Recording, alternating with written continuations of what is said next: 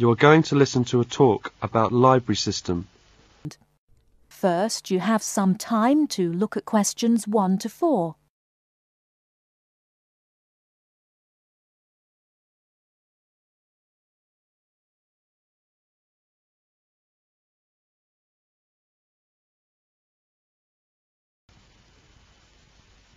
Right, everyone, my name is Kathy Smith.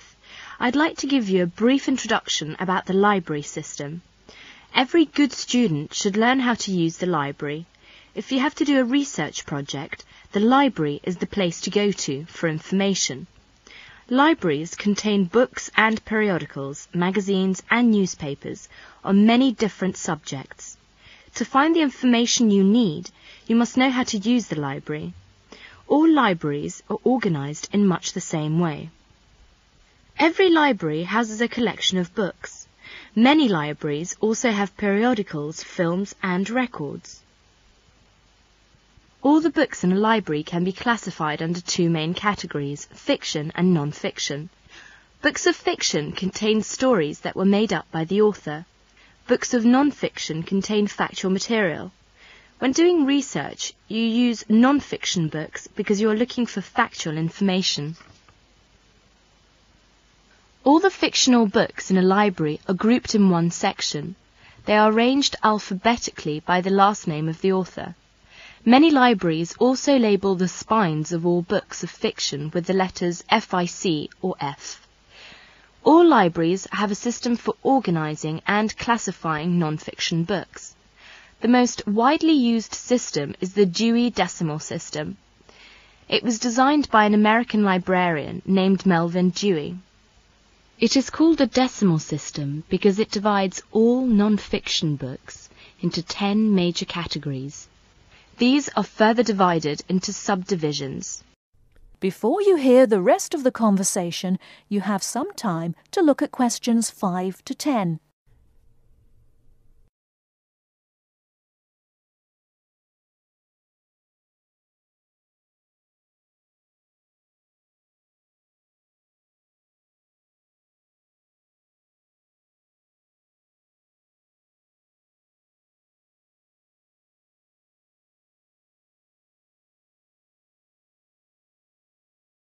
Now listen and answer questions 5 to 10.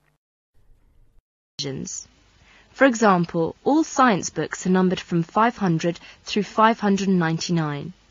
Each different field of science has a number within the 500 category.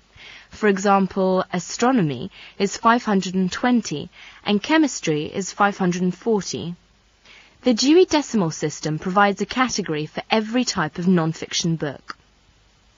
The best way to locate a book in the library is to use the card catalogue. The card catalogue is an index of all the books in the library. Information about a book is listed on cards.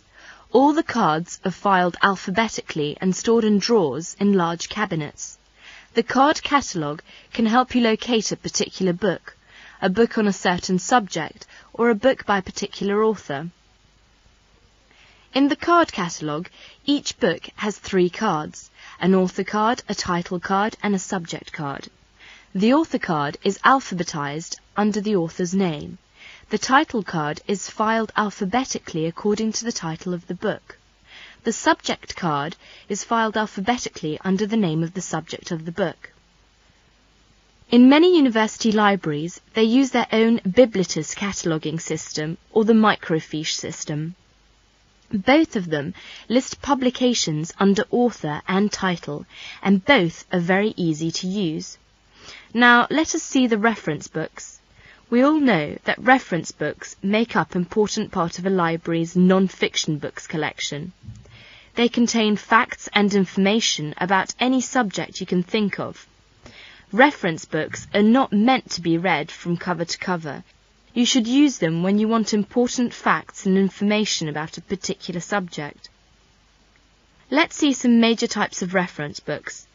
First, dictionaries. Dictionaries are books that list and give the meanings of the words in a language. They also give the pronunciation of words in a dictionary which are listed alphabetically. Second is encyclopedias. Encyclopedias are reference books that provide factual information about people, events, places and subjects of lasting interest. Each article is written by a specialist on the topic being discussed. An encyclopedia usually consists of a number of books arranged in a set. The volumes are arranged in alphabetical order according to the topic of each article. Letters are stamped on the spine of each volume to indicate the alphabetical rang of the topics in each volume. For instance, if you wanted to find information about the moon, you would look in volume 8 of the encyclopedia pictured here. Next is atlases. An atlas is a book of maps. It may contain many different kinds of maps. The maps in an atlas are often arranged alphabetically by country or continent.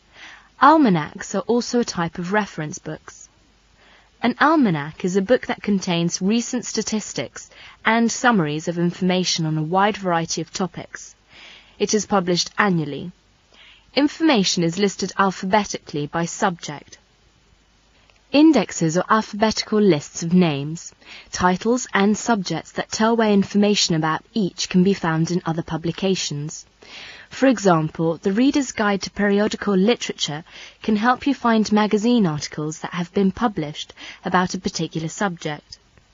It will give you the names of publications that have carried articles about the subject, the dates and volume numbers of the particular issue in which the articles appeared. You should be aware that reference books may not be taken out of the library under any circumstances. They are used only in the library. That is the end of part 1. You now have half a minute to check your answers.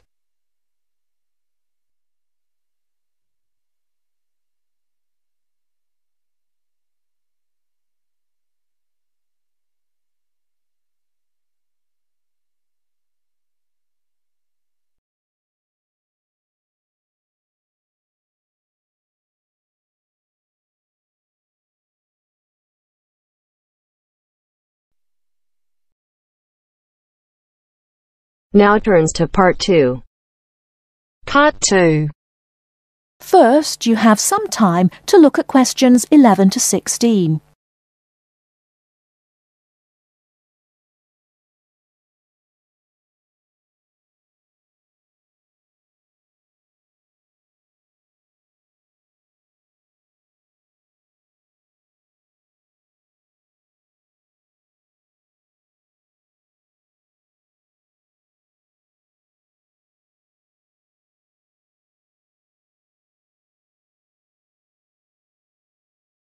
Now, listen carefully and answer questions 11 to 16. Hello, Sue. Fancy meeting you here.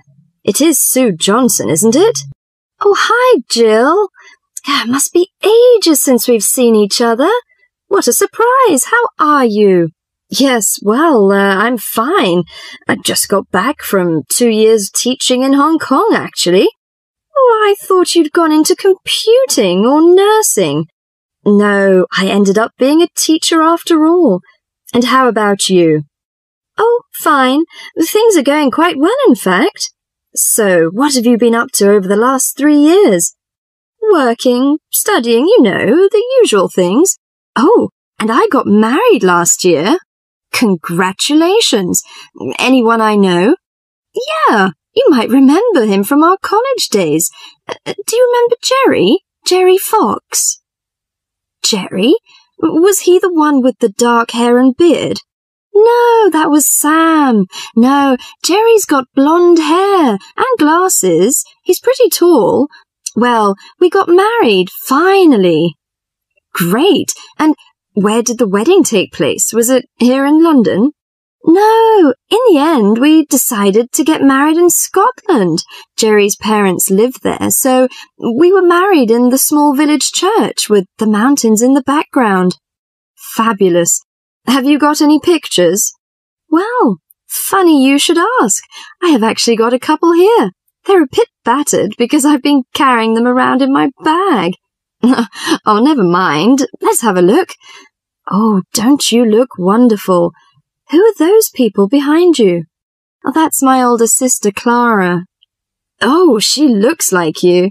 Do you think so? Everyone says that, but we can't see it. Is she married now? Yes, and she's got 3 children, a girl and twin boys as well. Wow, imagine having twins. Look, why don't we have dinner together and catch up on a few things? Would you like to come over one evening? Oh, that would be lovely. What about next Friday evening? Fine. What time? Shall I come over about 8 o'clock? Oh, come about 7:30. I'm usually home around 6:30, so that'd give me plenty of time to get dinner ready. Oh, fine. And, one last thing. Where do you live? What's the address? Oh, good thinking. Here's my card. The address is on the back. We've got a flat in an old house. We live on the 3rd floor of a large old house. The house has been converted into flats, so when you arrive, you'll need to press the bell, second from the top.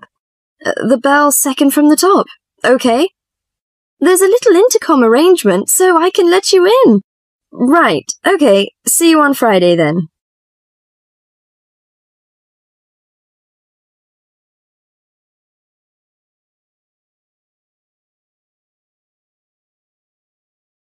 Before you hear the rest of the talk, you have some time to look at questions 17 to 20.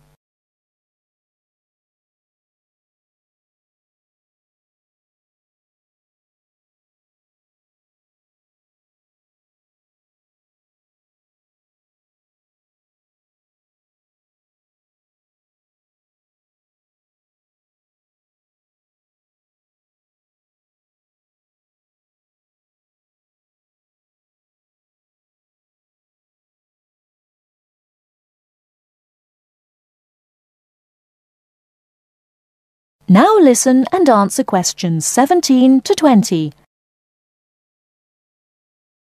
Welcome, Jill. This is my husband, Jerry. Jerry, this is Jill. Hi, Jill. Nice to meet you. Hi, Jerry. Well, let's come in and take a seat. Sue told me that you've just returned from Hong Kong. Was it a pleasant trip? What kind of city is it? Oh, well, Hong Kong enjoys a reputation for the flourishing business. It has a population of around 6.6 million. Much larger than that of Sydney, right? Sydney has a population of 4 million, I think. Yes, did you enjoy staying there? Well, being a metropolis has advantages. You get the latest films and music. There's always something going on, and there's such a wide variety of different people and cultures that it's difficult to get bored. Of course, all this has its downside. The cost of living is very expensive, and most people cannot afford to go out very often. So although the entertainment is available, you have to have a lot of money to enjoy it. Another problem is, like most big cities, there's a lot of crime. What about the weather? I suppose that it gets a lot of rain. Not always. In summer it's humid, but it's cool and dry in winter.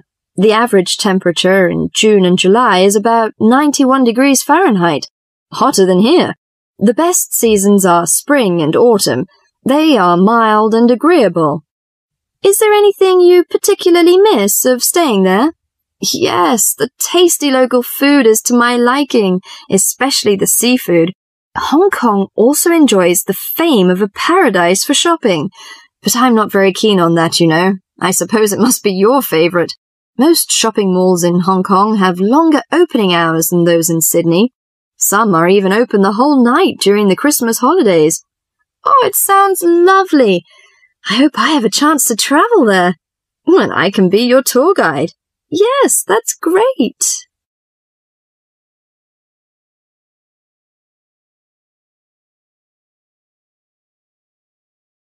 That is the end of part 2. You now have half a minute to check your answers.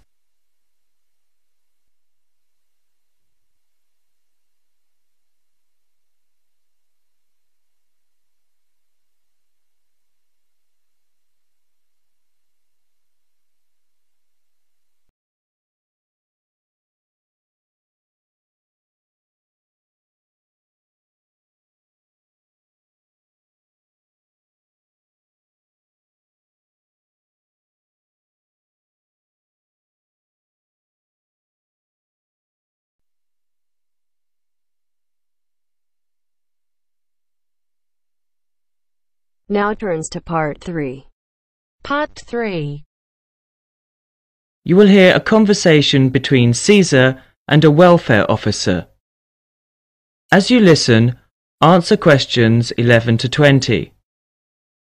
First, you have some time to look at questions 21 to 26.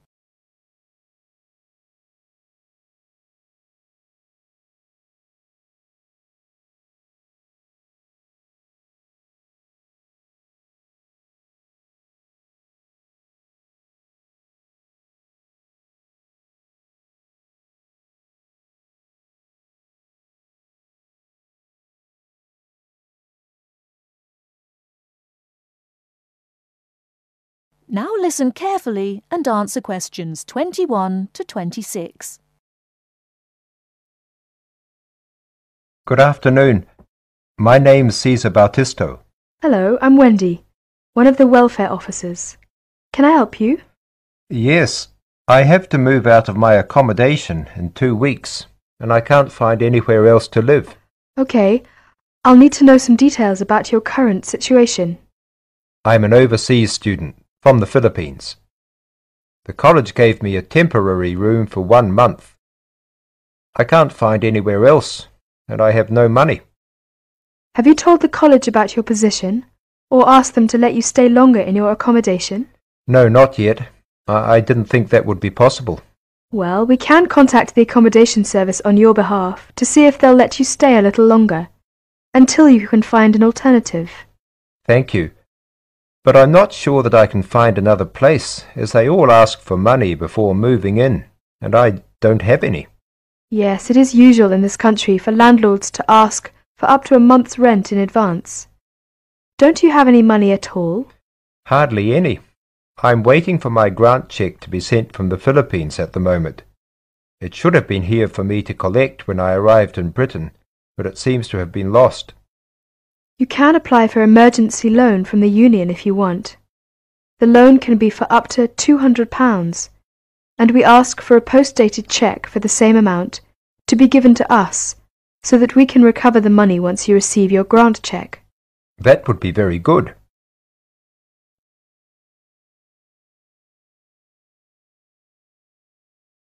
Before you hear the rest of the talk, you have some time to look at questions 27 to 30.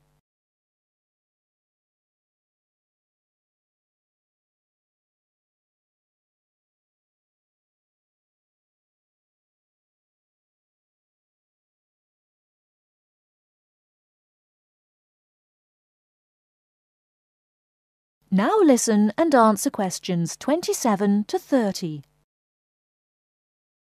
I'll apply, but I'm still worried about how to find new accommodation. As I said earlier, we can ask the college to extend the time you're allowed to stay in your present accommodation.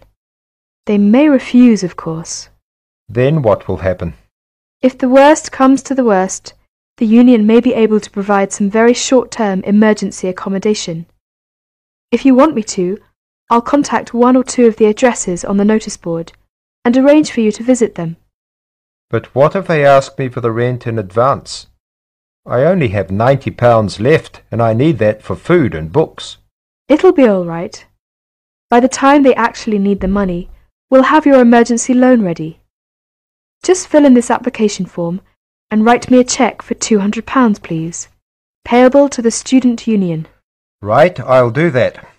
Thank you very much for your help. I'm feeling more optimistic now.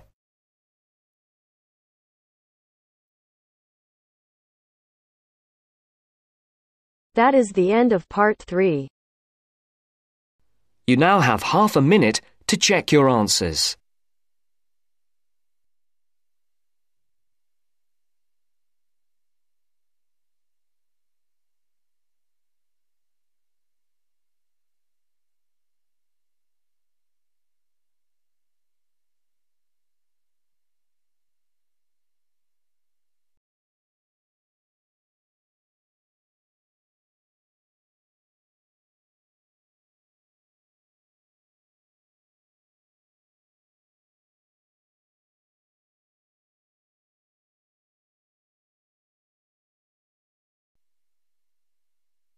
Now turns to Part 4. Part 4. You are going to hear a talk about the English policeman. As you listen, complete the notes below. First, you have some time to look at questions 31 to 40.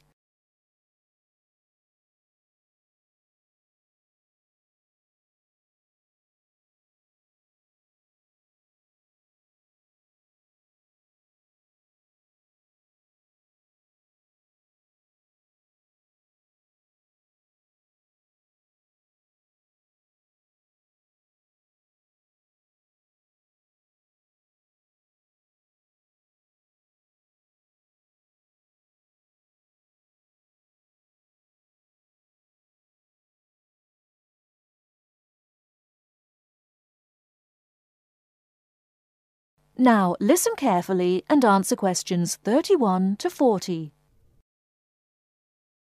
The English policeman has several nicknames, but the most frequently used are Copper and Bobby. The first name comes from the verb to cop, which is also slang, meaning to take or to capture, and the second comes from the first name of Sir Robert Peel, the 19th century politician who was the founder of the police force as we know it today. An early nickname for the policeman was Peeler, but this one has died out. Whatever we may call them, the general opinion of the police seems to be a favourable one, except, of course, among the criminal part of the community, where the police are given more derogatory nicknames which originated in America, such as Fuzz or Pig. Visitors to England seem nearly always to be very impressed by the English police. It has, in fact, become a standing joke that the visitor to Britain, when asked for his views of the country, will always say, at some point or other, "I think your policemen are wonderful." Well, the British Bobby may not always be wonderful, but he is usually a very friendly and helpful sort of character. A music hall song of some years ago was called, "If you want to know the time, ask a policeman." Nowadays, most people own watches, but they still seem to find plenty of other questions to ask the policeman. In London, the policemen spend so much of their time directing visitors about the city that one wonders how they ever find time to do anything else. Two things are immediately noticeable to the stranger when he sees an English policeman for the first time. The first is that he does not carry a pistol, and the second is that he wears a very distinctive type of headgear, the policeman's helmet. His helmet, together with his height, enables an English policeman to be seen from a considerable distance, a fact that is not without its usefulness. From time to time it is suggested that the policeman should be given a pistol, and that his helmet should be taken from him. But both these suggestions are resisted by the majority of the public and the police themselves. However, the police have not resisted all changes. Radios, police cars, and even helicopters give them greater mobility now. The policeman's lot is not an enviable one, even in a country which prides itself on being reasonably law-abiding. But, on the whole, the English policeman fulfills his often thankless task with courtesy and good humour, and with an understanding of the fundamental fact that the police are the country's servants, and not its masters. That is the end of Part 4. You now have half a minute to check your answers. I know you told your friend you're not okay, and tell me what's wrong and why you never said you felt that way. And guess you're trying to stay strong and fake a smile until I look away. But I've known you too long, it hurts to watch your blue eyes fade to grey as you fade away, as you fade away. Hello everyone, welcome to our channel. Today in this video I'll discuss with you writing task 2, and the question for today is, nowadays more and more people in the world are living in urban areas. Why is this and what problem do this cause? So we have to tell why people are living in urban areas and what problems it could cause.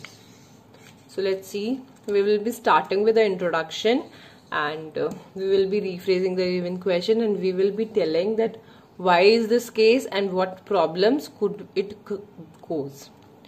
There is no ounce of doubt means undeniably, there is no ounce of doubt that individuals worldwide reside in metropolitan cities for better lifestyles, for better living styles and higher quality services. So why is this case? Because they are living a better life and high quality services are provided in cities only.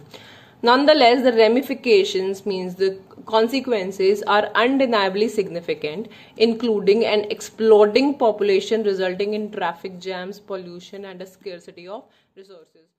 So the consequences are enormous because it will lead to a lot of population in the cities, which will result in traffic jams, pollution and a scarcity of resources, because the demand will be high and the resources will be less. Now starting with the body paragraph 1, so we will be answering our first question, which was saying that why is this happening? To begin with, many people today live in urban areas due to a plethora of reasons. So they are living in urban areas because of a lot of reasons. First and foremost, cities provide enormous amenities, means facilities such as jobs, better education and well-equipped healthcare centers. So cities provide a lot of facilities like jobs, better education and well-equipped healthcare center.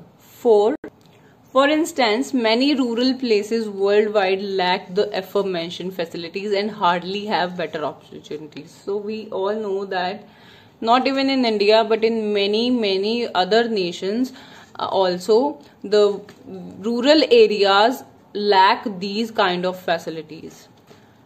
Furthermore, those who live in cities have a more prosperous lifestyle, since cities have more excellent infrastructure and public transportation. So their life is very good in cities. That's why they are living in the cities. So in the body paragraph 2, we will be discussing about what problem it could cause. The increasing number of people living in cities has a variety of repercussions. Firstly, the population in cities is rapidly surging, due to which the issues such as traffic congestion and pollution are increasing at an alarming rate. So because in the cities the population is increasing or surging highly, due to this issue, traffic jams will be there and pollution will also increase. To epitome means, for instance, or to illustrate, due to a large number of vehicles in cities, traffic jams are more as compared to rural areas. Secondly, it can hinder the growth of countryside areas as more and more people live in cities. So the government is also focusing on improvising and enhancing the cities and allocating more funds to urban areas than rural areas, which might impede the growth of villages. So another reason could be like it could hinder the growth of countryside areas as well. Hinder means impede, kind of obstacle, because the government will also focus in improving and enhancing the cities and allocate more funds in urban areas than rural areas, so which will definitely hinder the growth of villages. To reiterate, many people live in cities today because it gives decent jobs, a better standard of life and many other benefits. So the reason is a better lifestyle and well-equipped healthcare centers. But this may have an impact on not only the growth of rural areas but also the condition of cities. So it will not only impact on the growth of the rural areas, but also the condition of cities will be worst even in future, we can say that. So this was for today. If you like the video, do hit the like button and subscribe to our channel. I'll meet you in the next video. Till then, bye bye and take care.